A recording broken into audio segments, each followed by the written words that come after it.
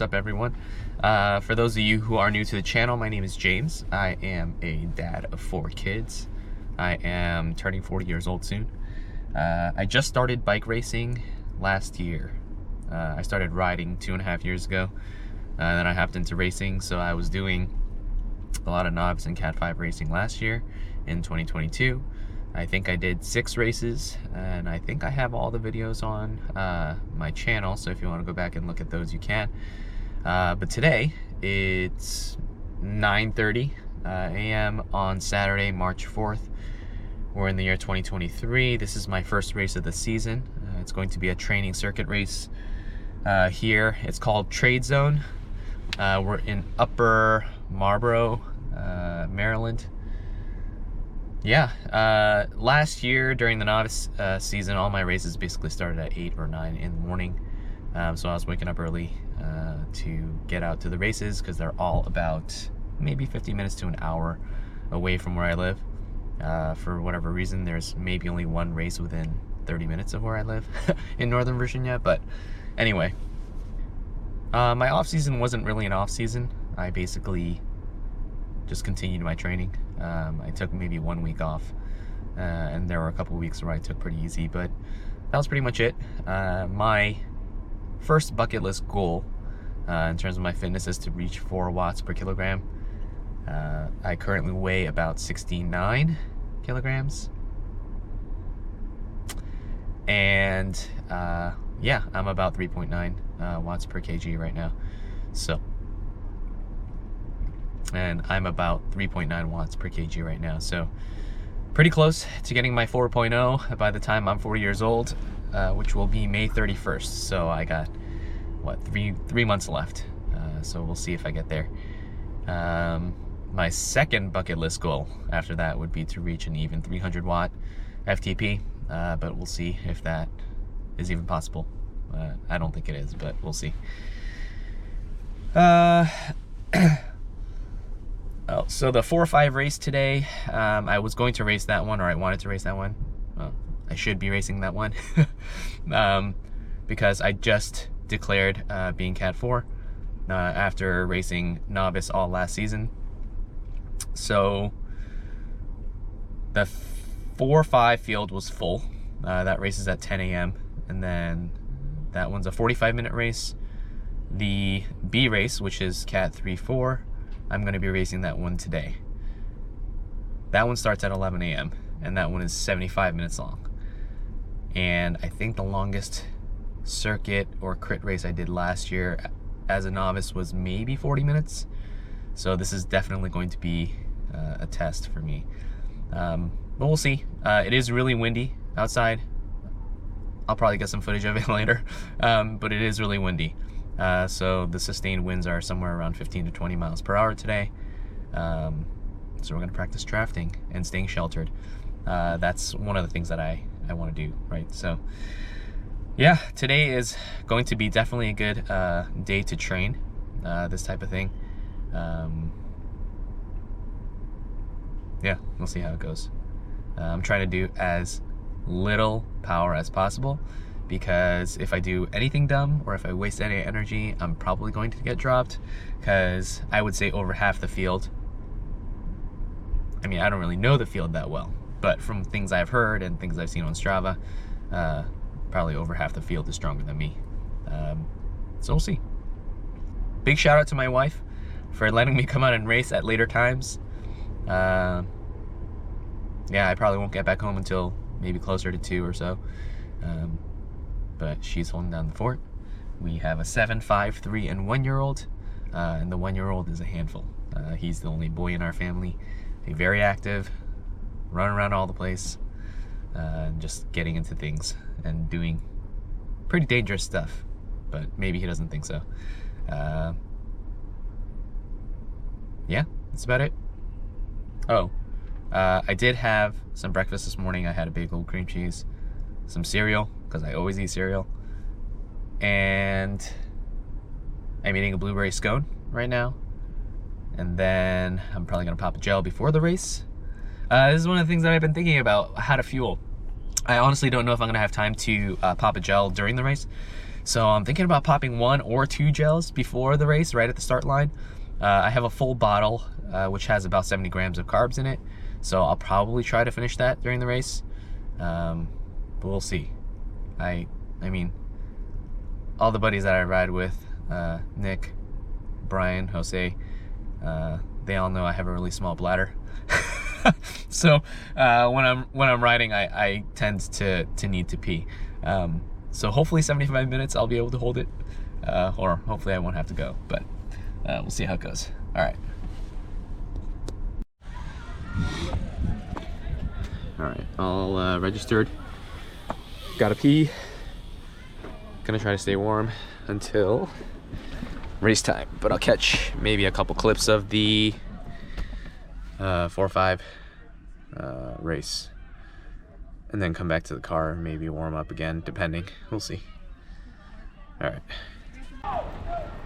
There's a running race going on. Oh yeah, shout out to the dude with the stroller. Go, Dad! Wow, he's tall. Wow, he's short.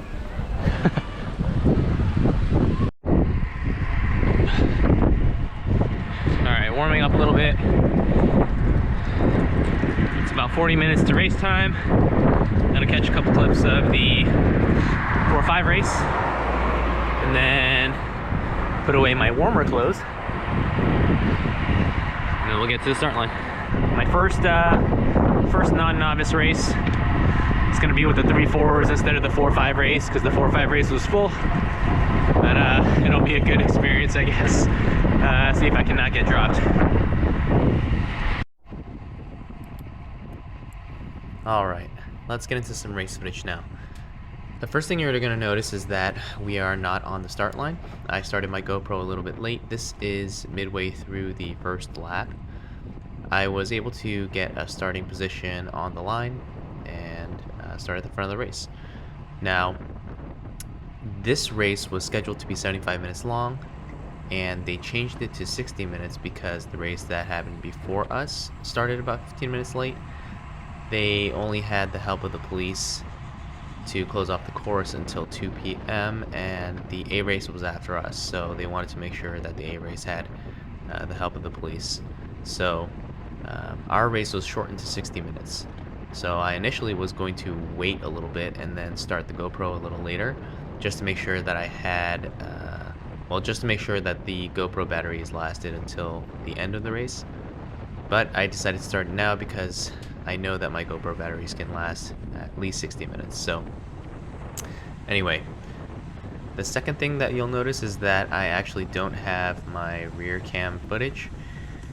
I pressed the button and I realized at the end of the race that the GoPro didn't turn on properly, so I only have the front cam footage.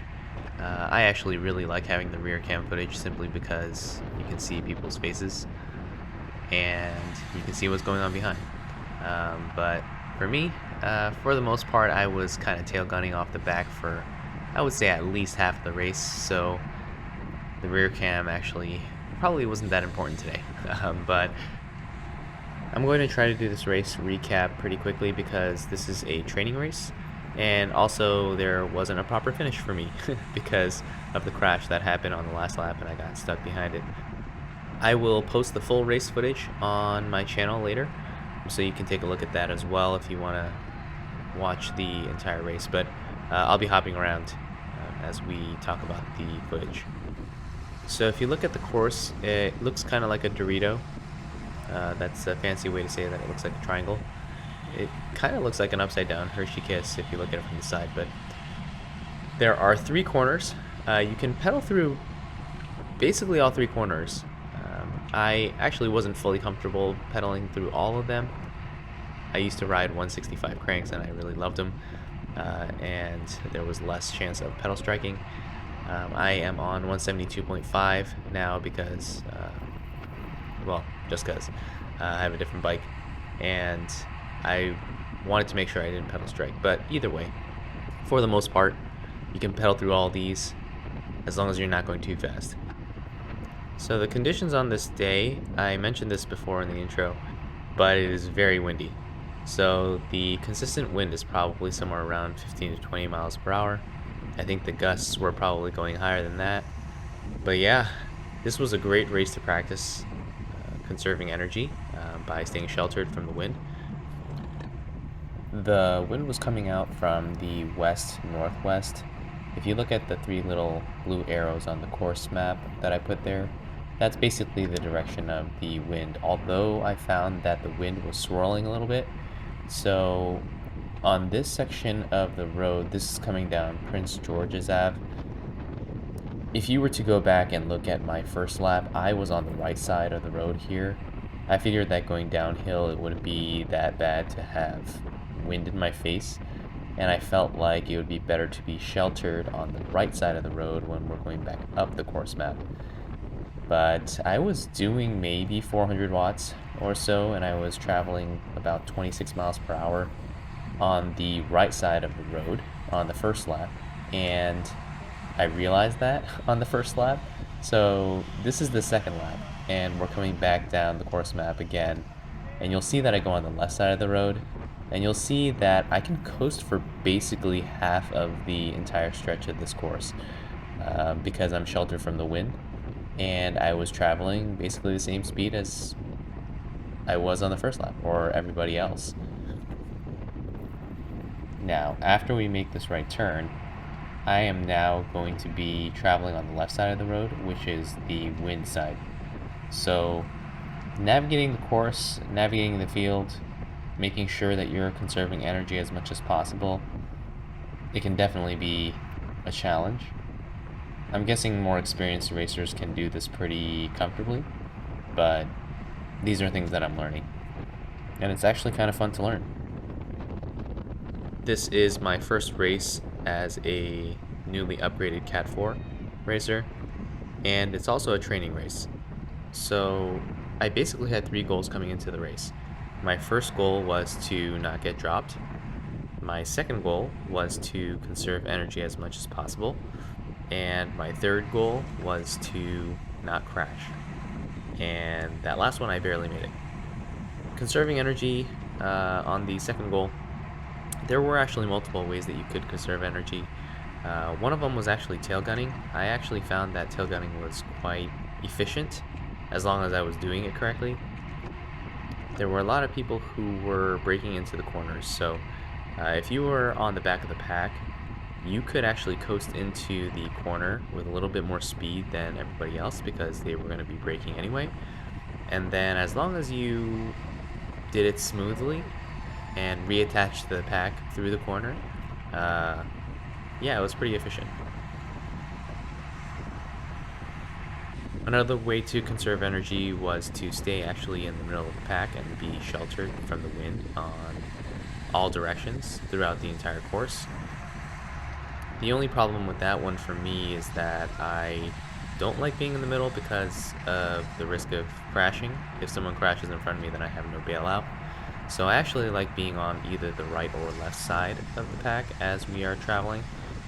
So if I'm willing to put myself at risk in the future, I'll probably travel in the middle of the pack, but for now I'm just going to prioritize safety. Now, as far as braking in the corners goes, you'll see there were quite a lot of times where I was on the brakes going into the corners because everybody in front of me or around me was braking as well. So we can attribute this to it being the first race of the season after a relatively long winter, I guess. We'll see if later in the season this kind of pattern continues, but I'm guessing there's always going to be some braking into the corners. This is Commerce Drive, and this is actually the start-finish straight. This is an uphill drag all the way to the line.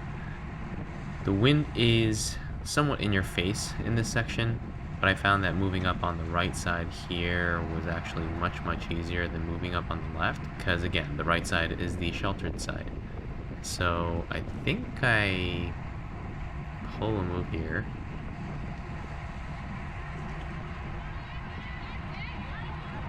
Yeah, I make them some spots with very minimal effort. So there was a lot of coasting going on here. There was actually a lapped rider here.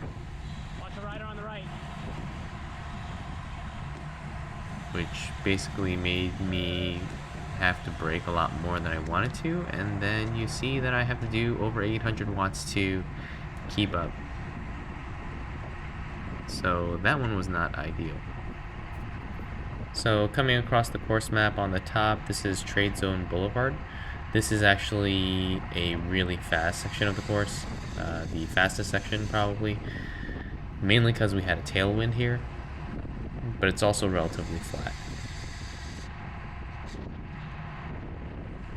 Oh, and this corner here is actually an example of what I was talking about with tail gunning, where you leave a gap and then you smoothly catch onto the wheel through the corner, and then you don't have to put out as much power in order to accelerate. I touched 600 watts very briefly.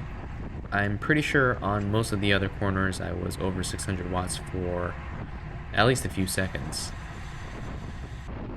I will definitely say that in this race, it felt like if I was not moving up, then I was moving backwards in the pack.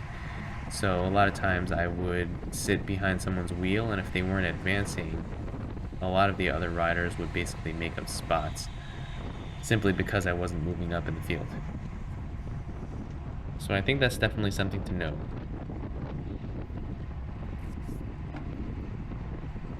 So in this race, with about 5 or 4 laps to go, I could sense that there were some people who were starting to get tired. I actually felt like the pack was getting a little bit more sketchy, so I was aware of that. But also I knew that I had to get into position with maybe 4 or 3 laps to go and try to maintain that position. I was definitely out of position, and that was entirely my fault. I have to go back and look at it even myself to kind of see where that began, but either way, coming into 1 lap to go, I was way out of position here, and it was somewhat fortuitous because this happened.